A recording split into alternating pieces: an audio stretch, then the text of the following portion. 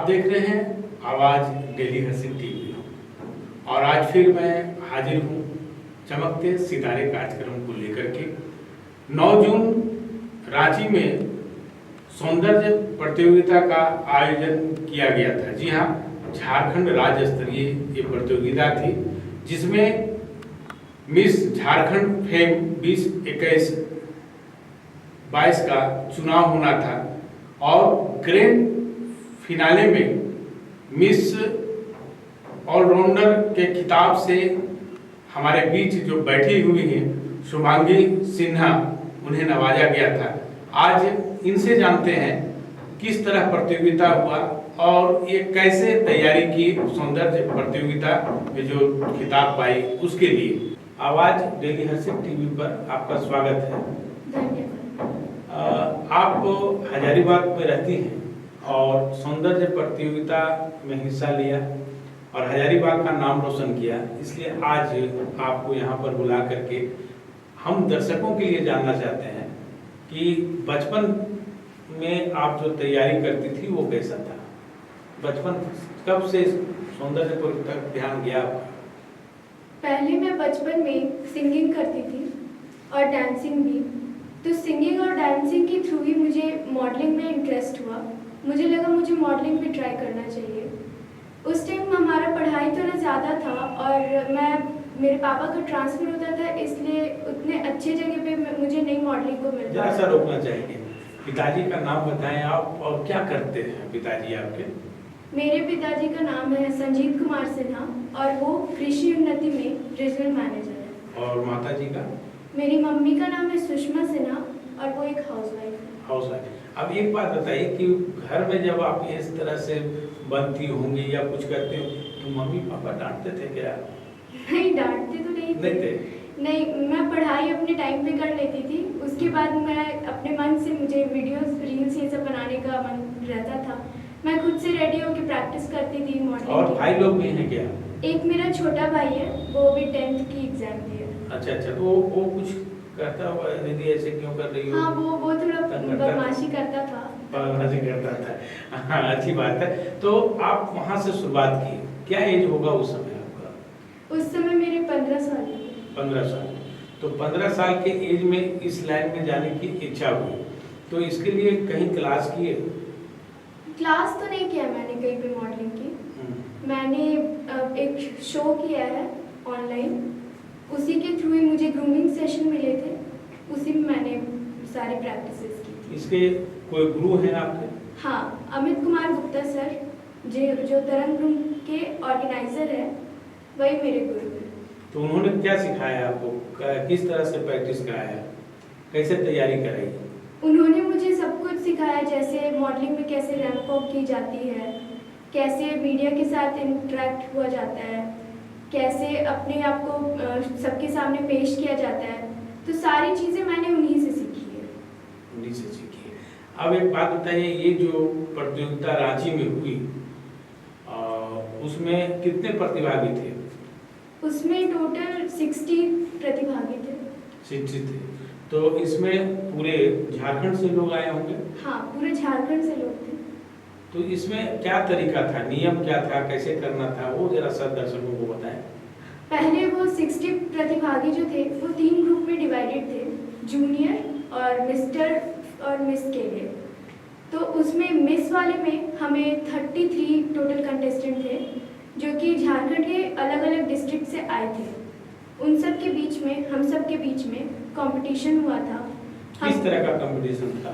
हमें ramp walk का पहले ही सिखाया गया था। हम लोग को वहाँ पे 2 दिन की ट्रेनिंग भी दी गई थी। उसके बेसिस पे फिनाले के दिन हमें रैंप वॉक करना था, क्वेश्चन आंसर राउंड थे और टैलेंट राउंड थे। इसके बेसिस पे हमें जज किया गया। ये कितने जज थे वहाँ?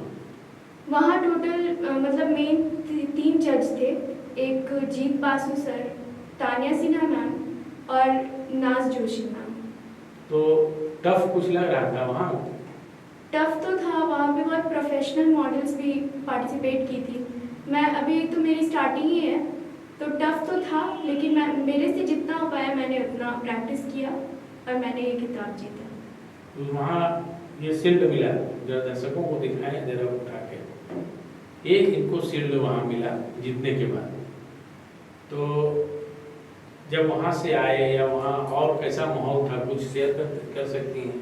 वहाँ जो लड़कियाँ आती हैं, कुछ जो लोग इस लाइन में जाना चाहती हैं मॉडलिंग या सौंदर्य प्रतियोगिता में, उनके लिए कुछ टिप्स बता सकती हैं? मॉडलिंग में सबसे पहले सेल्फ कॉन्फिडेंस होना चाहिए। आपके पास अगर सेल्फ कॉन्फिडेंस है तो ही आप उसमें आगे बढ़ सकते हैं, और इसके साथ साथ आपके पास एक अपने ऊपर और अपने फैमिली के प्रति एक विश्वास होना चाहिए कि आप कुछ गलत नहीं करेंगे। और इसमें हमारा टैलेंट सबसे ज़्यादा मैटर करता है, तो हमारे पास एक टैलेंट भी होना चाहिए। टैलेंट में सिंगिंग, डांसिंग के अलावा कविता बोलना, ये सब भी हो सकते हैं। तो आप कुछ भी प्रैक्टिस कर सकते हैं, जो भी आपका मेन टैलेंट होगा।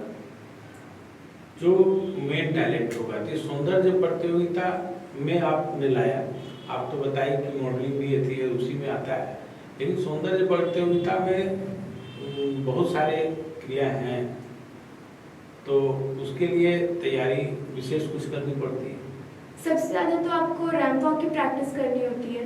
रैंप वॉक मेन होता है। अगर रैंप वॉक आपका अच्छा है तो उतने ही ज़्यादा मार्क्स आपको मिलेंगे जब भी आप किसी शो में, किसी मॉडलिंग शो में पार्टिसिपेट करते हो। तो आपको सबसे पहले रैंप वॉक आना चाहिए। इसके अलावा आपको बोलने की नॉलेज होनी चाहिए। लैंग्वेज मैटर नहीं करता है, आप हिंदी में भी बोल सकते हैं, इंग्लिश में भी, बस आपको कॉन्फिडेंटली बोलना होता है।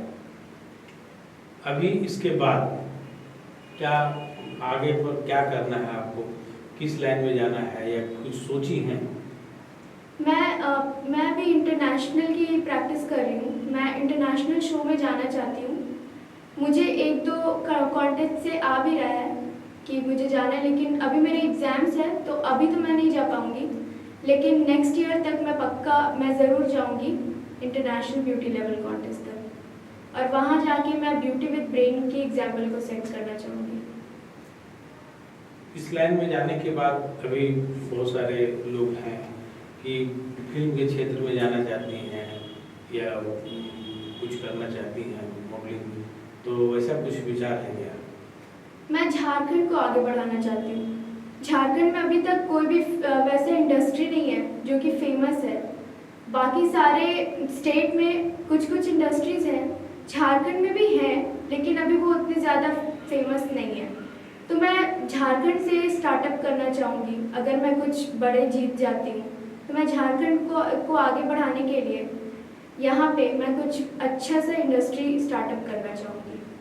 अगर कहीं से कुछ फिल्म के क्षेत्र से झारखंड लेवल से ही कुछ काम आता है तो करना पसंद करेंगे? हाँ ज़रूर, मैं करना पसंद करूँगी। तो ये बड़ी बात है कि ये फिल्म के क्षेत्र में भी कुछ करना चाहेंगे। इनके हौसले बड़े हैं, सोच बड़ी है, और हमारी शुभकामनाएं इनके साथ है। फिर इसी तरह कुछ उभरते हुए लोगों को आपके बीच रूबरू कराऊंगा। आज आपके साथ मैं हूं प्रदीप पाठक। धन्यवाद।